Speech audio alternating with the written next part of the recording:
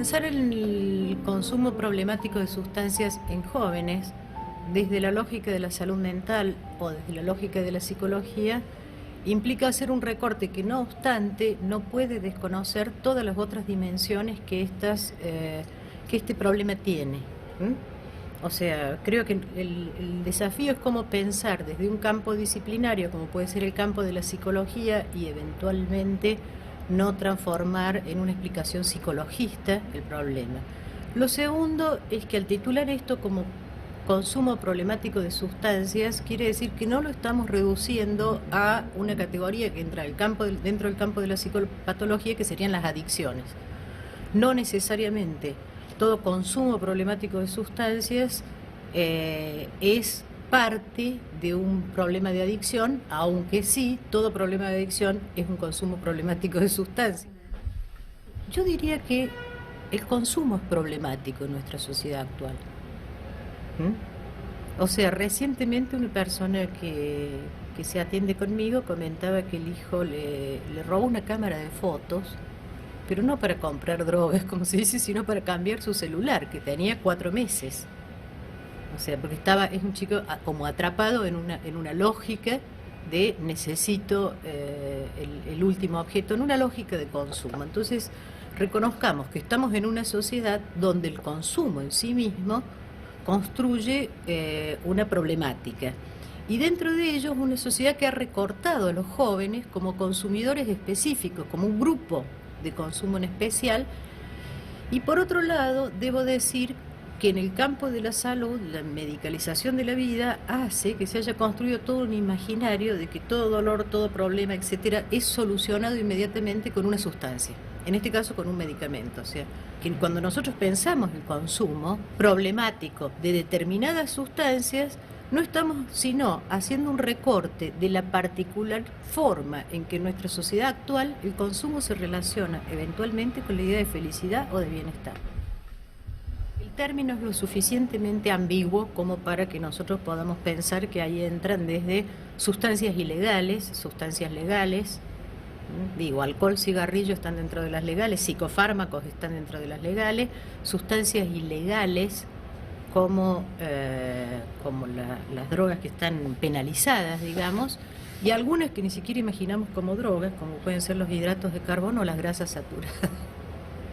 ¿No es cierto? Pero un problema de salud severo es la permanente entrada en el mercado de productos de alimentación de alto nivel de sabor, muchos de ellos, la mayoría de ellos dirigidos a los jóvenes, que desde el punto de vista de la nutrición necesaria son absolutamente negativos. Es un marco complejo, como digo, con distintas formas eventuales de consumo, dentro de lo cual la adicción es un recorte.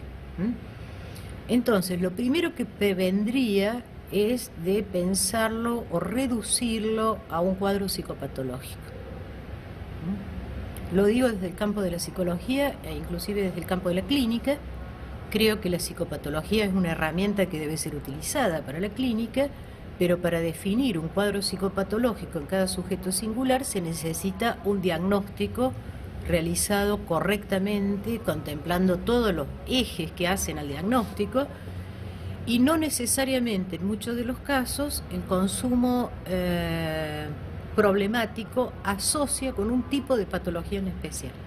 Sí, en el caso de las adicciones, porque la adicción, como problemática, ahora sí, de una persona, es compleja. Yo diría que lo que configura el cuadro de adicción, pero estoy hablando específicamente de la adicción, que es un vínculo particular con el consumo, de tal manera que la persona no puede de ninguna manera cortar ese vínculo con el objeto que se va introduciendo como parte de su vida cotidiana. He utilizado la palabra vínculo con el objeto, una característica que yo podría decir de las adicciones, porque además las adicciones no coinciden, como digo, dentro de ellas hay algunas que no son características básicamente de los jóvenes y no consisten en el uso de una sustancia. Voy a poner un ejemplo, la adicción al juego, que sin embargo produce padecimientos innombrables. Pero dentro de las adicciones uno podría decir que sin embargo hay un punto común, que es tratar de buscar algún alivio a una situación insoportable. Esta situación insoportable puede ser absolutamente subjetiva, puede ser fuertemente determinada socialmente, quiero decir, es el caso de los niños de la calle y el uso de pegamentos, por ejemplo, pasta base. Es conocido que si se los incorpora en un ámbito donde están contenidos, etcétera, dejan con una cierta facilidad esto, y alguna de mis tesistas entrevistó a un chico de la calle que dijo que él inhalaba cuando extrañaba a su mamá. Entonces no hay una relación unívoca, además, no hay un cuadro psicológico unívoco que pueda decirse esto se liga a la adicción. Y segundo, no existe, que yo creo no está probado estadísticamente, eso que se difunde tan consensualmente de la carrera del adicto. Hay que romper con una especie como de saber consensual que hay, de que primero se fumó un cigarrillo de marihuana, después probó la cocaína y después siguió, qué sé yo, hasta la heroína, hasta drogas pesadas. Porque una adicción se construye psicológica, biológica y socialmente de manera conjunta. Quisiera poner un ejemplo que suelo dar a mis alumnos. Cuando yo era estudiante universitaria, las anfetaminas eran de venta libre. Cualquiera podía ir a una farmacia, incluyendo un menor de edad, como quien compra hoy en día un analgésico, y comprar un tipo de productos que se llamaban Ovesin o Actemin, entre otros, que eran anfetaminas, y que circulaban normalmente entre los estudiantes como lo que uno utilizaba para no quedarse dormido cuando estaba preparando los exámenes. Y en ese momento no había ilegalidad, quiero decir, no se necesitaba la receta de un médico. Y yo suelo decir que mi padre, que me hubiera retado severamente si me veía fumando un cigarrillo, si veía que yo estaba muy próxima a la fecha de examen y que estaba necesitando estudiar de noche, me decía: no querés un Actemin, está en el cajón de mi mesa de luz. Digamos, había como una ceguera con respecto a las anfetaminas. De esa generación de estudiantes, que muchos de los cuales utilizaron anfetaminas para estudiar y jamás para salir a bailar, yo no recuerdo haberse me haya ocurrido tomar una anfetamina como parte de la diversión, no entraba en nuestra representación. La mayoría las usaba para rendir, las usó para rendir y no las consumió nunca más. Lo que tienen en común la cocaína y la marihuana, por ejemplo, es que forman parte del circuito ilegal, y ahí hay que diferenciar también el mundo que la ilegalidad construye con alguna sustancia.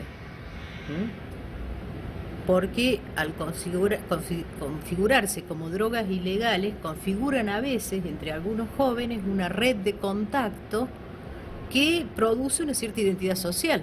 No hay nada que permita identificarse entre ellos como un rasgo fundamental, por ejemplo, un grupo de fumadores, de cigarrillos, quiero decir.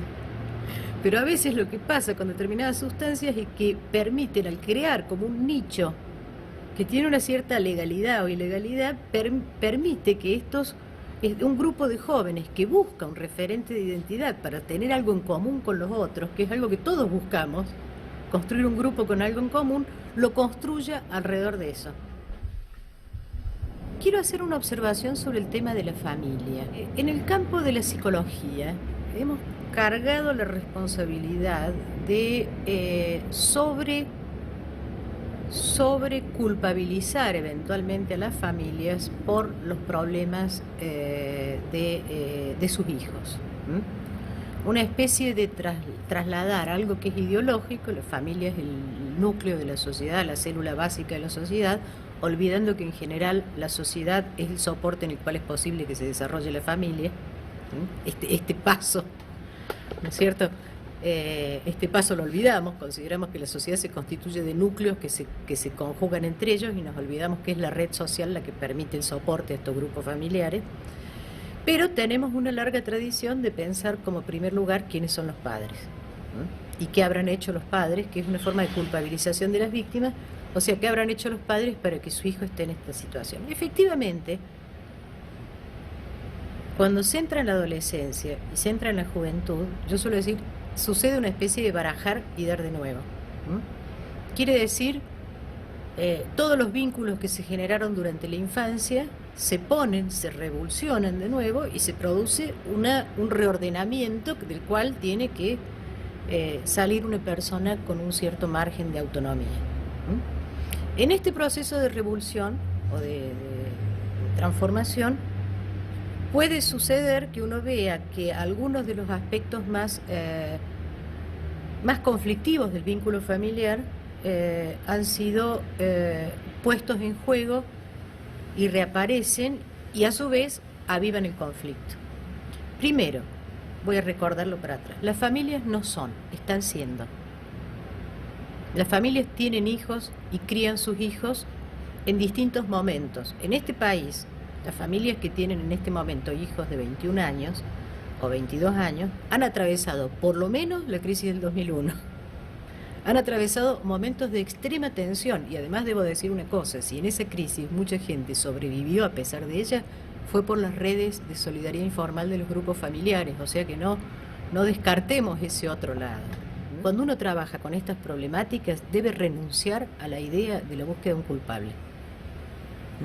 Lo segundo que debe renunciar es a la idea de buenos o malos. Lo que tiene que hacer es pensar la complejidad de sujetos en determinadas culturas, en determinados sectores sociales, la complejidad de determinadas familias, de discursos que los atraviesan socialmente, de búsquedas.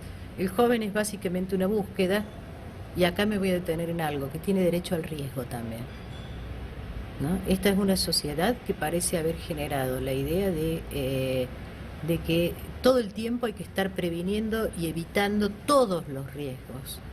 Hay un cierto margen de riesgo en la vida que es inherente para el desarrollo mismo. Quiero decir, vivir es riesgoso. ¿Cuánto podemos cuidarlos y cuánto podemos permitir que ellos prueben cómo van a sobrevivir, a vivir, a producir y a crear en el mundo que les hemos dado?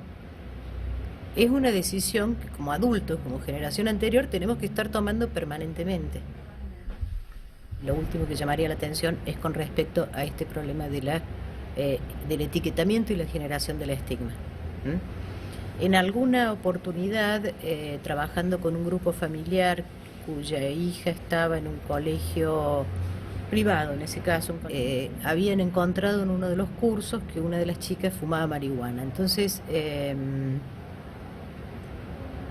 la indicación que estaban dando los padres era que no dejaran que sus hijas se reúnan con ella.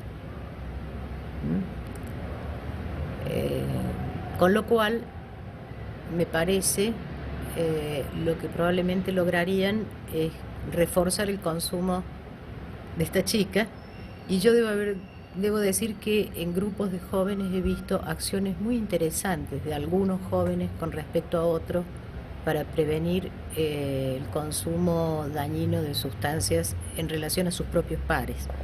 Entonces, lo otro que quería señalar es que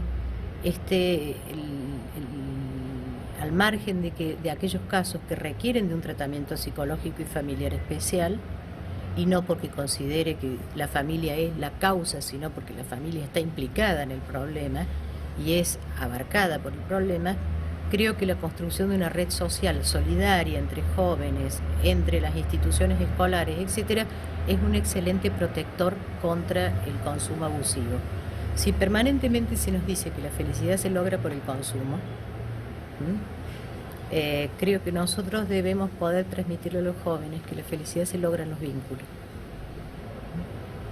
Y que la construcción de los vínculos y la red de vínculos que cada uno establece es el espacio que probablemente más posibilidad tiene de que uno se desarrolle sin necesidad o de intoxicarse o de entrar en una dinámica permanente de insatisfacción, porque el consumo produce insatisfacción. Y no me estoy refiriendo a las drogas, me estoy refiriendo al consumo en general, al celular, a la laptop, a la zapatilla, al pantalón, a la ropa, al reloj o a lo que fuese. Entonces, cuando trabajamos, voy a volver a lo anterior, cuando trabajamos la problemática del consumo, estamos trabajando la problemática general de la sociedad y el consumo.